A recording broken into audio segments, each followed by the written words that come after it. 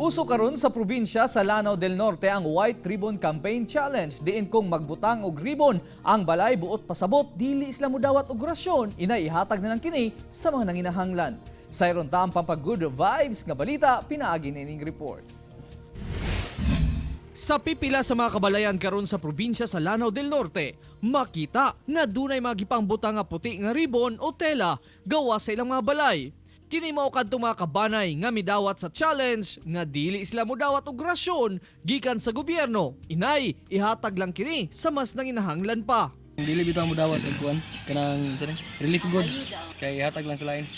Sumala sa ubang residente, dili man kuno sila adunahan, pero sakto pa man kuno ang ilang stock karon samtang nagpadayon pa ang community quarantine. Dili sa nimo dawat o kaning ayuda gikan sa government kuan na sa namo sa uban hatag sa namo sa nanginahanglan.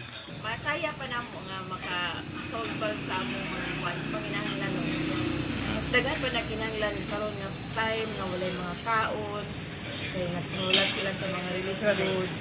Gipasiugdahan sa DILG Lanao del Norte ang maong bayanihan challenge nga mikatag na sa mga munisipyo ngadto na sa matag barangay. Padayag ang mga tag-iya sa balay o katong pamilya nga nagbutang og white ribbon nga dili siya modawat, iya lang ipalabi ngadto sa mga nanginahanglan gyud.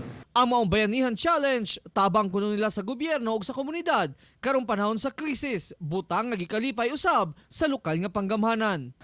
Og naay white ribbon ang balay, meaning dili sila modawat bali anang ayuda gikan sa gobyerno, nalipay kay kung dako ana. Sa inyo nga midawat sa hagit, daghang salamat, sana all.